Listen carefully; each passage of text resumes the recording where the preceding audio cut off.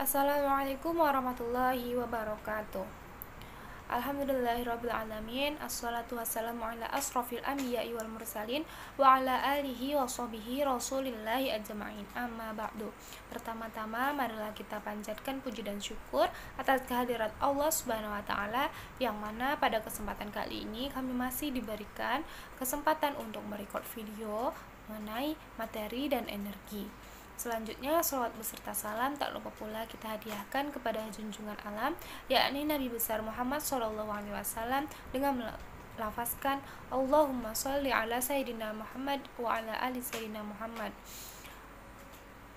Baiklah, untuk memperpanjang mukadimah, di sini kami dari kelompok 4 yang terdiri dari Indri Zusniati Pane selaku pemateri ketiga, saya sendiri Nur Aziza selaku pemateri pertama, dan Rafika Mahera selaku pemateri kedua akan menjelaskan judul materinya, yaitu keadaan materi yang berupa zat padat, cair, dan gas, dan perubahan materi berupa fisika dan kimia, serta teknik pemisahan campuran. Nah, di sini terdapat 3 pokok bahasan, yaitu yang pertama keadaan materi, yaitu padat, cair, dan gas. Kemudian perubahan materi, yaitu perubahan fisika dan perubahan kimia. Dan yang terakhir yaitu teknik pemisahan campuran berupa filtrasi, distilasi, evaporasi, kristalisasi, sublimasi, kromatografi, magnetisasi, sentrifugasi, ekstraksi, dan amalgamasi. Baiklah, saya akan menjelaskan materi pertama, yaitu keadaan materi. Yang pertama yaitu padat. Nah, zat padat ini memiliki materi yang mempunyai susunan partikel yang sangat rapat. Nah, sehingga gaya tarik-menarik antar partikelnya itu sangat kuat, dan karena itu zat padat ini memiliki sifat yang kaku dan keras. Nah, contohnya yaitu batu, kerikil, meja, kursi, kapur, dan lain-lain. Selanjutnya zat cair. Nah, zat cair ini mempunyai susunan partikel yang agak renggang daripada zat padat tadi, sehingga gaya tarik menariknya itu tidak terlalu kuat, dan karenanya zat cair ini bentuknya selalu mengikuti wadahnya. Kemudian contoh dari zat cair ini yaitu air, sirup, oli, bensin, dan lain-lain. Dan yang terakhir yaitu zat gas. Nah, gas ini mempunyai susunan partikel yang sangat renggang, sehingga gaya tarik menariknya itu sangat lemah. Gas tidak mempunyai bentuk dan juga volume, tapi gas ini dapat dimampatkan maupun dimuaikan menurut wadah yang ditempatinya. Contohnya udara, yang merupakan campuran bermacam-macam gas, dan gas LPG merupakan bentuk gas yang dimampatkan sesuai dengan wadahnya. Selanjutnya yaitu perubahan materi. Nah, di sini saya akan menjelaskan perubahan materi fisika. Perubahan fisika ini merupakan perubahan zat yang tidak menimbulkan zat baru dan bersifat sementara. Nah, perubahan fisika ini terjadi oleh beberapa faktor. Yang pertama yaitu perubahan ukuran. Nah, ukuran materi dapat berubah jika materi tersebut pecah. Contohnya, biji kopi yang digiling menjadi serbuk. Nah, biji kopi yang awalnya berupa biji, kemudian digiling dan berubah menjadi serbuk. Nah, materi ini hanya berubah bentuknya, namun rasanya akan tetap sama dan tidak berubah. Selanjutnya, perubahan volume. Air raksa atau alkohol dalam termometer memuai jika menyentuh permukaan yang panas, sehingga dapat digunakan sebagai pengukur suhu.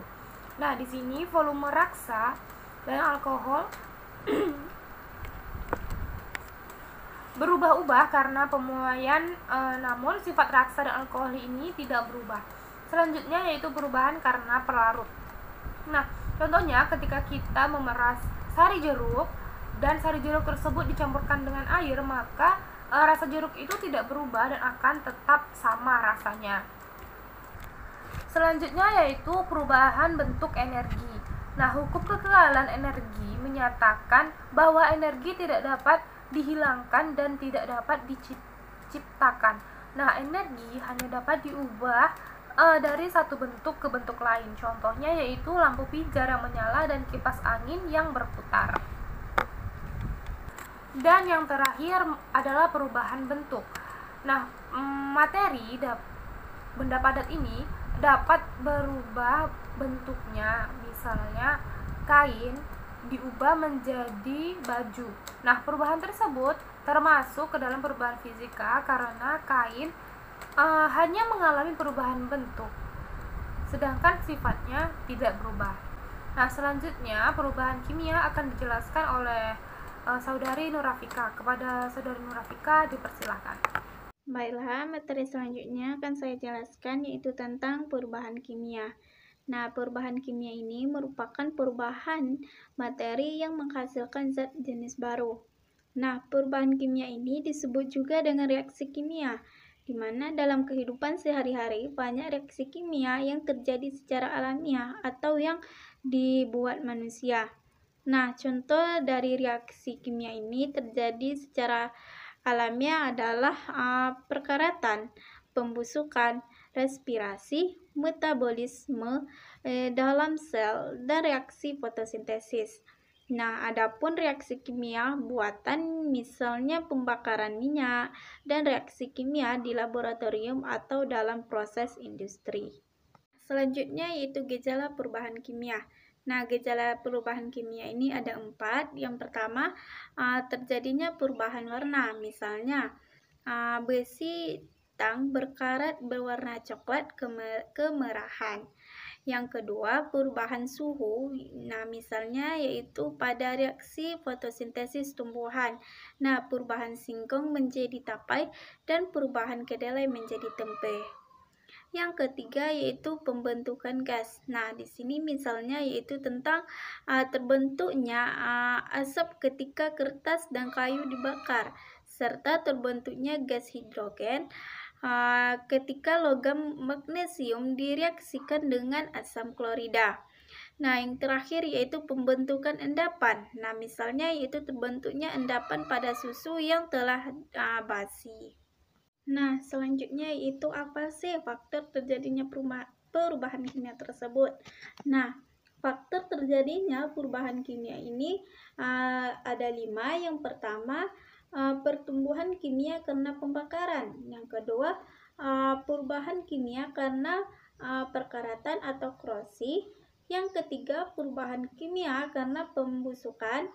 Yang keempat, perubahan kimia karena peragian atau fermentasi. Nah, yang terakhir yaitu perubahan kimia karena proses biologis makhluk hidup. Baiklah, untuk penjelasan selanjutnya yaitu teknik pemisahan campuran. Nah, pada teknik pemisahan campuran ini itu ada 10 teknik. Baiklah, untuk yang pertama teknik pemisahan campuran. Nah, teknik pemisahan campuran pertama yaitu adalah filtrasi. Filtrasi ini atau disebut dengan penyaringan yang merupakan metode pemisahan campuran berdasarkan perbedaan partikel-partikel penyusunnya. Dan yang kedua yaitu adalah distilasi atau penyulingan. Adapun distilasi ini itu sebuah metode pemisahan campuran yang didasarkan pada perbedaan titik di komponen-komponen penyusunan campurannya.